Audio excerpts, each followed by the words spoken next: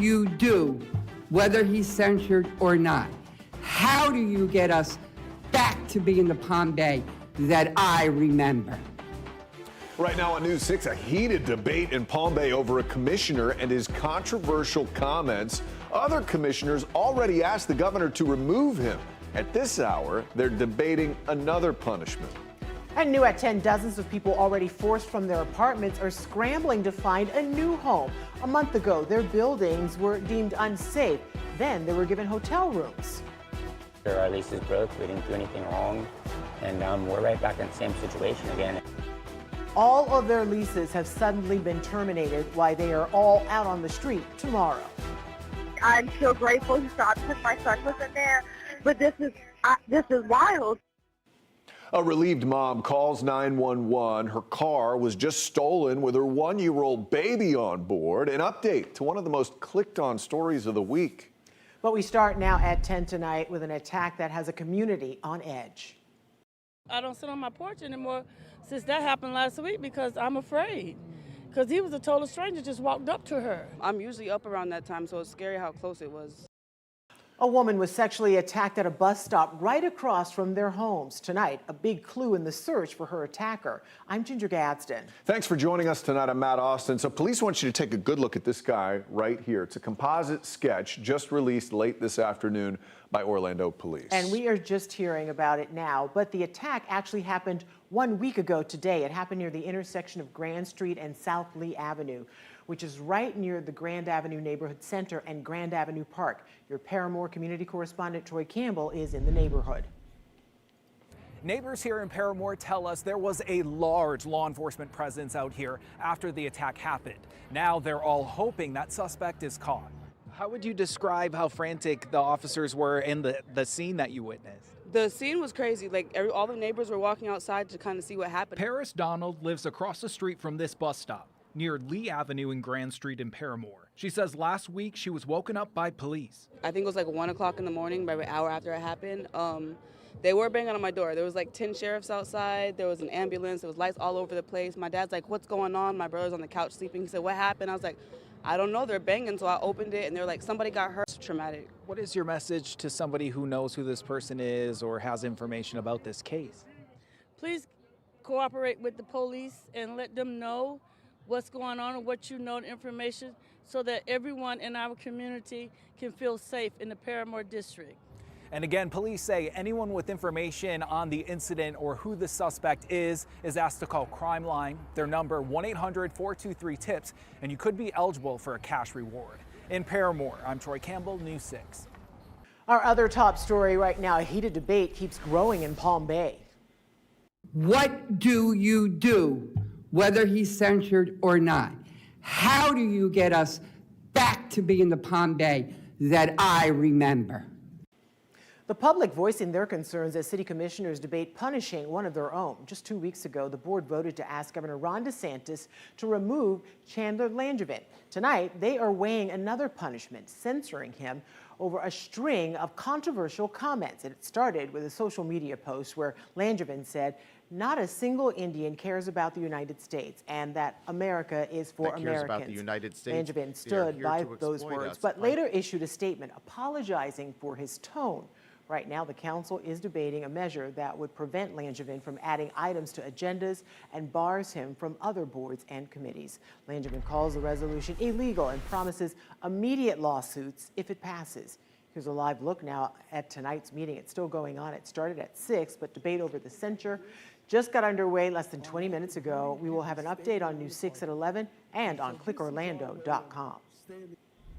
New at 11 tonight, dozens of people are now being forced out of their apartments permanently because the property is terminating their leases as of Friday. This is happening at Altamont Terrace. Just a month ago, News 6 told you the complex was moving those tenants temporarily to a hotel to make repairs to 2 buildings declared unsafe by Altamont Springs. Management now says those repairs will take longer than expected, so it's up to the tenants to find another place to live.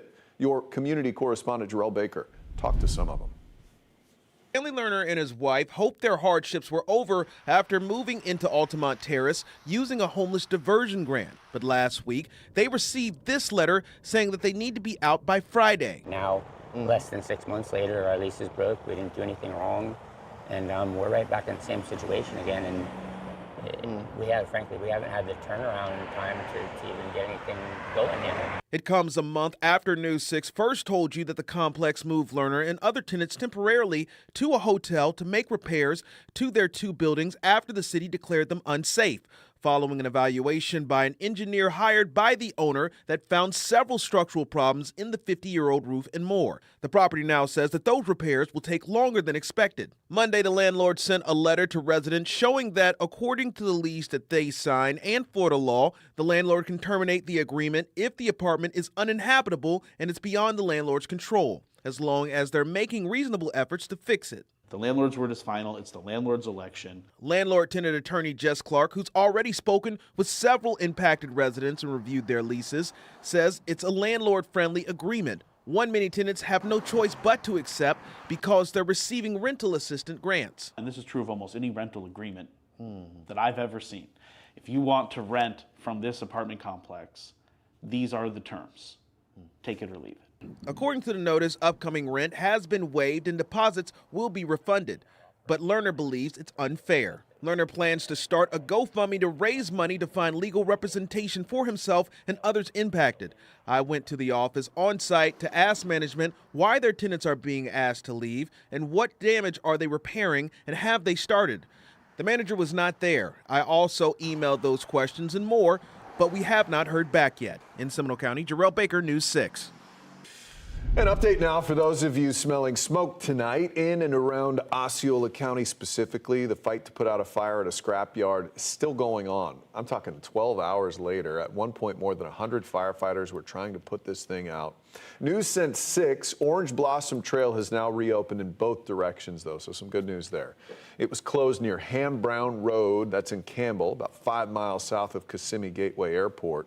At last check, Old Tampa Highway remains closed nearby at Broad Street, and it could be a while before that one reopens. So here's a look earlier today when the fire was really raging at its peak. The smoke could be seen for miles. Fortunately, no reports of anybody getting hurt. Fire crews plan to be here all night long, so avoid the area if you can. Well, we are now hearing the moments a mom called for help when a man took off with her car with her baby in the back seat. It was one of our top stories this time last night. The whole thing was caught on camera Tuesday at the Sunoco off US 1 in Cocoa. Investigators say surveillance video shows 53-year-old William Mullis taking off in a Toyota while the baby's mom went inside the store. It then shows him drive to the exit, backing up and returning the car. He told investigators he did not know a 1-year-old was inside. Today, we got the mom's call to 911. He brought my car back.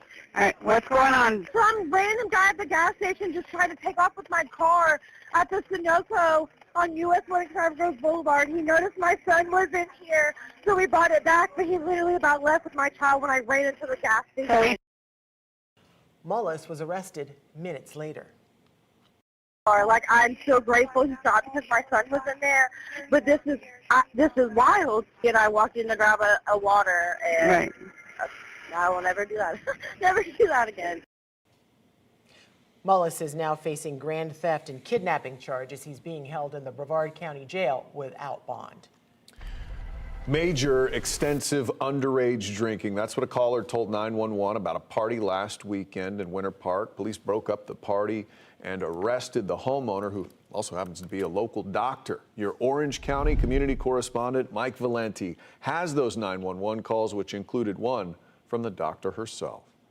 I'm a physician, and I have a young adult here, a minor, who has alcohol poisoning. Is that your home? Yes, she's at my home. That 911 call brought police to this house in Winter Park, where they arrested Dr. Hao Tran, seen here being escorted into a police cruiser.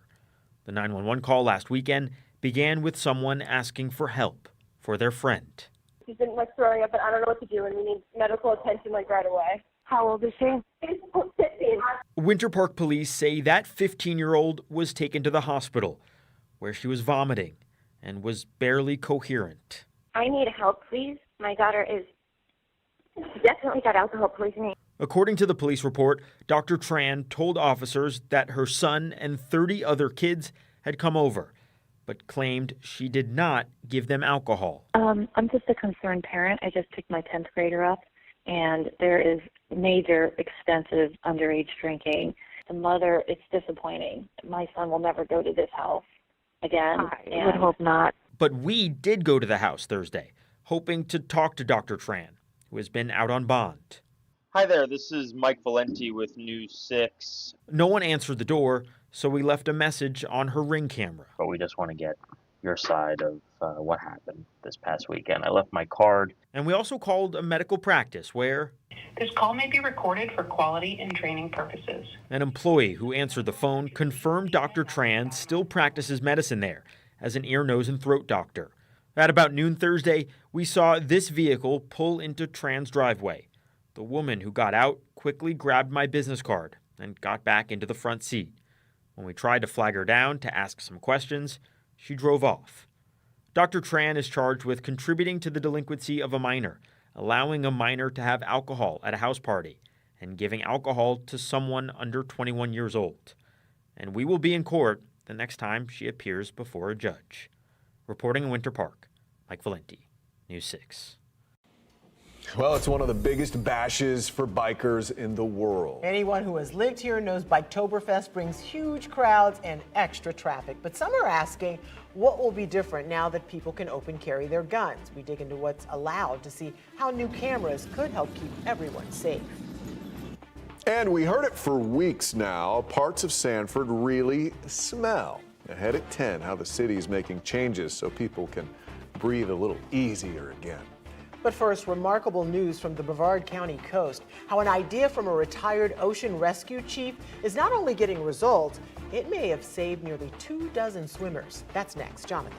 Nice quiet evening tonight. Temperatures right now in the 60s and 70s. Just a stray opportunity for a sprinkle tomorrow. Pinpoint who is the best shot for that coming up at about 10:17.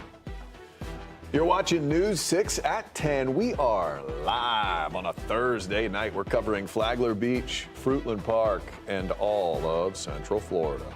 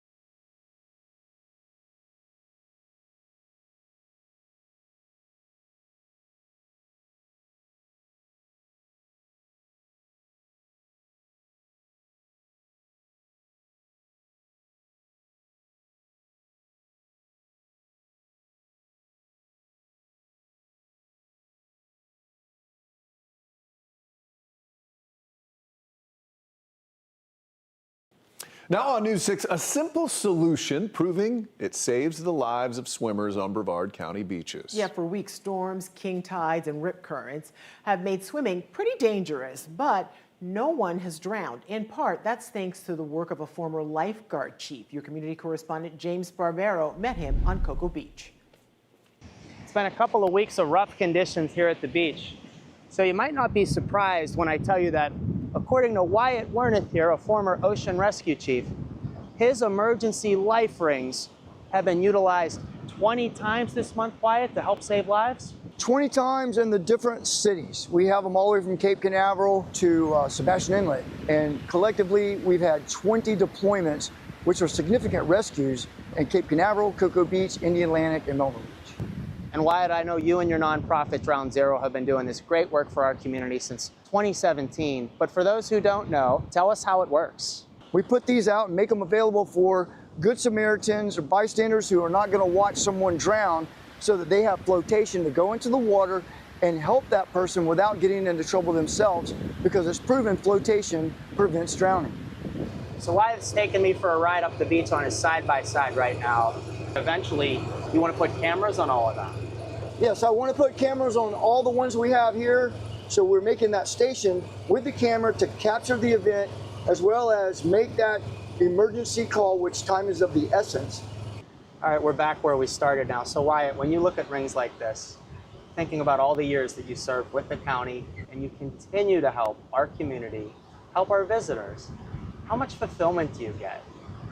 Well, you know, I get asked that question a lot, and it's not fulfillment, it's a passion. And even after I left lifeguarding back in 2009, I still stayed vigilant on trying to help provide safety on the beachfront and prevent drowning. And the life rings are also here at lifeguarded beaches like Lori Wilson Park. The county tells me that since January, 2 people drowned on Brevard beaches. Wyatt says neither of them were due to rip currents. In Brevard County, I'm your Cocoa Beach community correspondent, James Sparvero, News 6. An update now to a smelly situation in Seminole County. If you live, work, or visit Sanford often, you probably know what we're talking about. Yeah, to help, repairs are underway at the North Water Reclamation Facility. That's the sewage treatment plant near Lake Monroe. For several weeks now, neighbors and visitors have reported an unbearable smell. City Manager Norton Bonaparte sent out a statement on what his team is doing to address the problem. He says in part, quote, "Our staff is currently replacing one of the odor control units, repairing the sludge drying system, and implementing process modifications aimed at reducing the impact as quickly as possible." Goes on to say, "We understand this is not just an inconvenience, it affects your daily lives, and we take that seriously."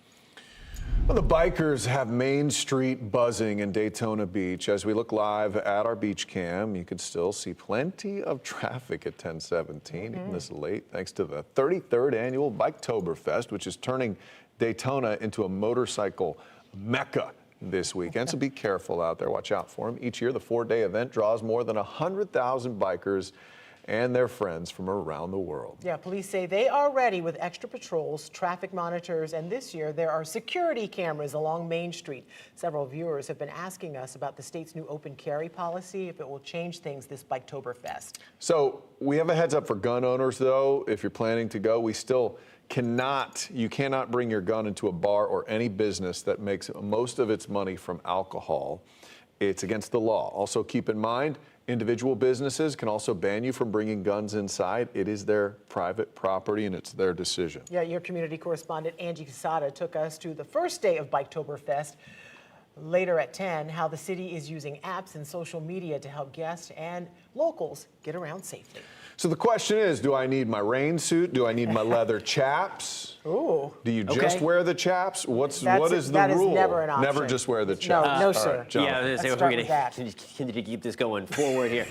You know where that's headed. Anyway, temperatures are going to be very nice, comfortable, great motorcycle weather over the next couple of days. Nice, comfortable evening tonight. To certainly people taking advantage of that this evening. We are back into the mid-70s right now. The breeze north out of about 10 to 15 miles an hour. You can download the free News 6 weather app if you have the bike out, because there will be a couple of stray sprinkles pushing on shore over the next couple of days. Most of the afternoon, most of the next few days are going to be dry area-wide. But in Daytona Beach, again, just a slight opportunity for a sprinkle to sneak on shore tomorrow with the breeze out of the east.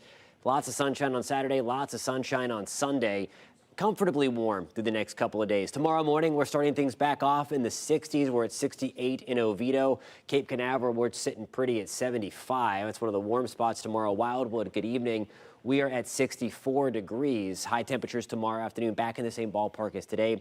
Low to mid 80s. Again, rain chances basically zero. The only shot for a couple of downpours right along the coast. We're keeping our breeze off of the Atlantic. That's why you'll likely see a few more clouds in our sky tomorrow. We'll call it partly to mostly cloudy once we get into the afternoon. Lots of sunshine to start. This is what I'm talking about. 10 o'clock tonight. Note the white on your screen. That's the cloud cover, the little green blips. That's a few little stray downpours overnight and into tomorrow. That's 11 o'clock in the morning. Lots of sunshine around. We'll eventually build a few more clouds in with the heating of the day.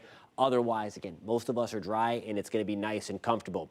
Tropical outlook, we now have 2 waves out there. That's been the change from what we talked earlier today. Of course, we still have this wave in the Caribbean right here. Development zone just east of the Caribbean. The more likely scenario is once it gets into the Caribbean. Then we also have this guy hanging off the coast of Nova Scotia. Development zone is out over the Gulf Stream, so it could steal a name. The water is super warm up there. Might take on some subtropical or tropical characteristics. That one is going to impact nobody. What we're going to be looking at least for the opportunity for development over the next few days. We never like when we get anything in the Caribbean, but you see right here, these again are the European ensembles, so there's different initial conditions put into each of the 51 members that make up this ensemble because we don't have a ton of data on it because it's in the middle of the water.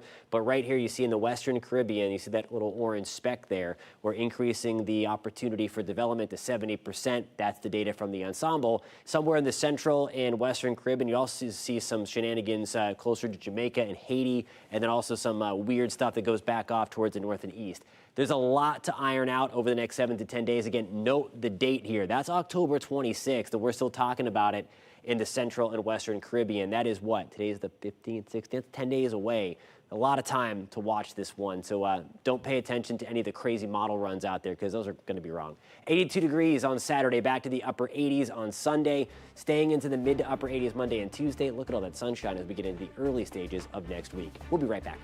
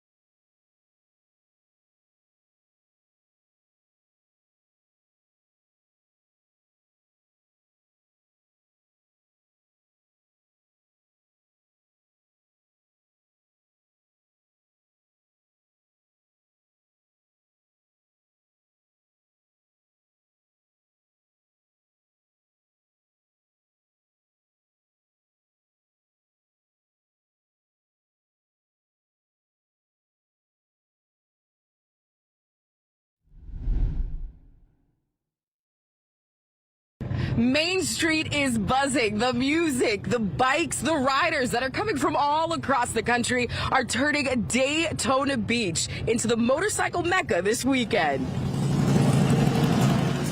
The 33rd annual Biketoberfest is bringing thousands of visitors to Volusia County. Police are ready for the crowd with extra patrols, traffic monitors, and security cameras along Main Street. And businesses say it matters. This year we have cameras out on Main Street, and I was pointed out to them yesterday. And they revolve around, which is really nice. There's at least 6 of them right outside of our door here, facing the Indian motorcycles because they're across the street from us. And they told the safest spot on Main Street is this. The city's also promoting its Biketoberfest app and social media pages, giving updates on road closures, parking, and event info in real time. So we have engaged several different social media influencers that are experts in the motorcycle world and have a lot of very dedicated followers. So they're going to be in town, they're going to be posting about their experience. For those who are rolling into town, the event is about connecting, whether you arrive of 2 wheels or 4. I just think bikers like the camaraderie, and we all travel to the events, we make it what it is. So I think also this is a pretty historic event, so. And for some business owners, this year could be the start of something permanent. But Daytona is also just a great place all around in general. I mean, I love the ocean. Yeah. So, but yes, so I love coming down here, and I would love to be here open 24/7, 7 days a week. From local shops to longtime riders, the message here is simple. Enjoy the ride, stay safe, and keep Daytona Beach a place that you can keep coming back year after year. Reporting in Daytona Beach, I'm your Volusia County community correspondent, Angie Casaba, News 6.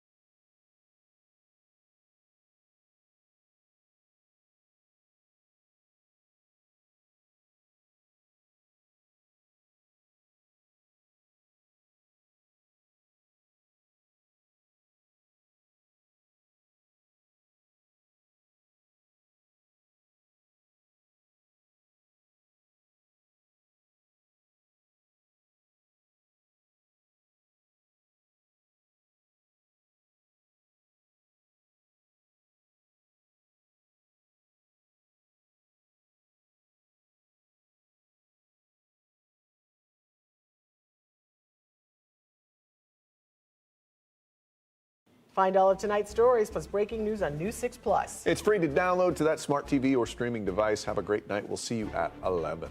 Bye. If you're interested. They're interested.